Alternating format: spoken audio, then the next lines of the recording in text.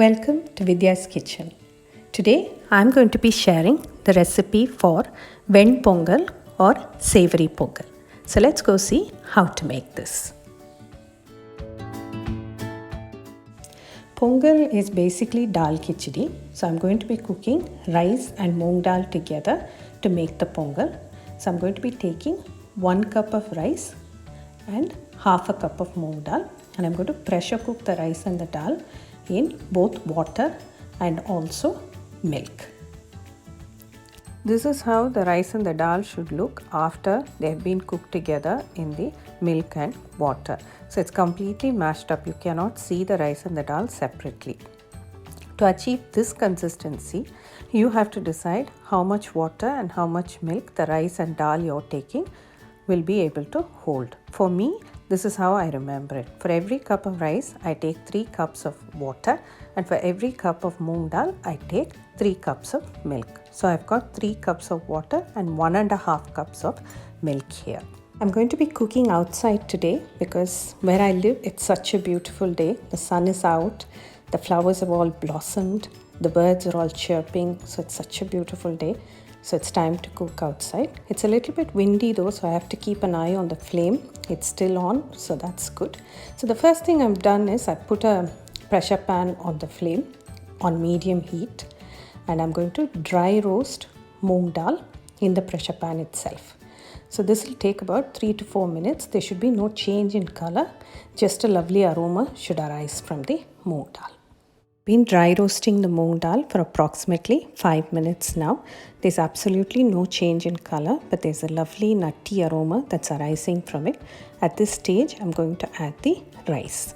I've already washed the rice, so I'm going to add this washed rice to the moong dal in the pressure pan. Now give everything a good mix, then add the milk and the water that we measured out earlier, and then we're going to cook this for 5 pressure cooker whistles. Just be aware, we are using milk and moong dal, and all these things can overflow when they're cooking under high pressure in a pressure cooker.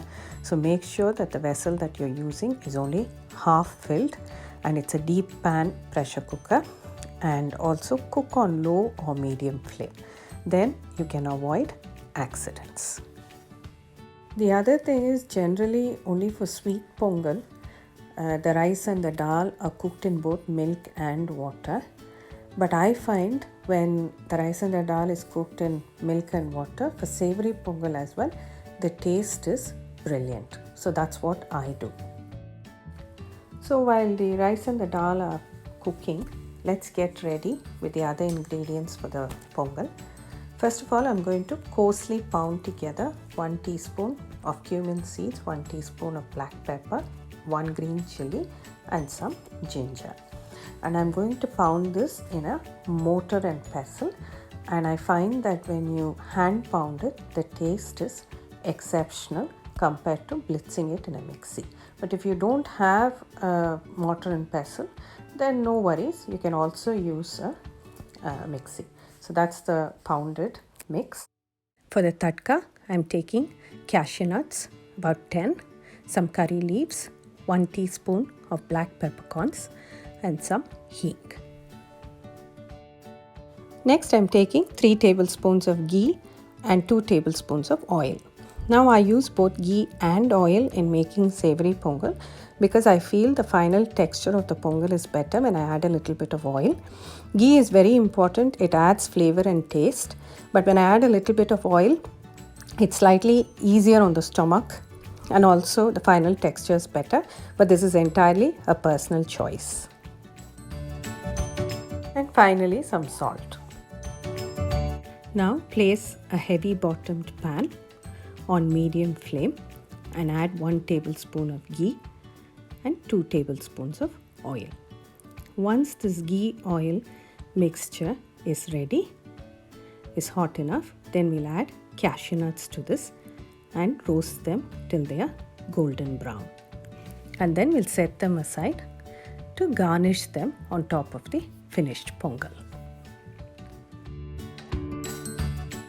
Next, I'm adding peppercorns to the ghee oil mixture.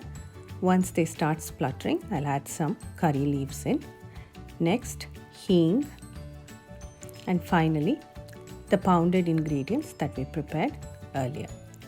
Now this has to froth in the ghee oil mixture and not burn. Our tadka for Ven Pongal is ready, and we'll set this aside for the time being until the rice and dal is cooked. After 5 pressure cooker whistles, I've let the pressure release naturally and I've opened the pressure cooker. The rice and the dal are cooked perfectly. The texture is so soft and nice. Now I'm going to add some salt, the cashew nuts in the tadka that we prepared earlier, and 1 more tablespoon of ghee.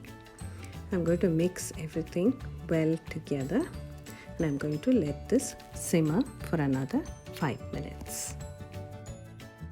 After 5 minutes, the pongal has come together really nicely. I'm adding 1 last tablespoon of ghee. Now ghee is a very important ingredient for pongal and it makes it a flavorful, wholesome comfort food that can be eaten without any side dish. Yummy temple style Ven Pongal is now ready to serve. Thank you for watching.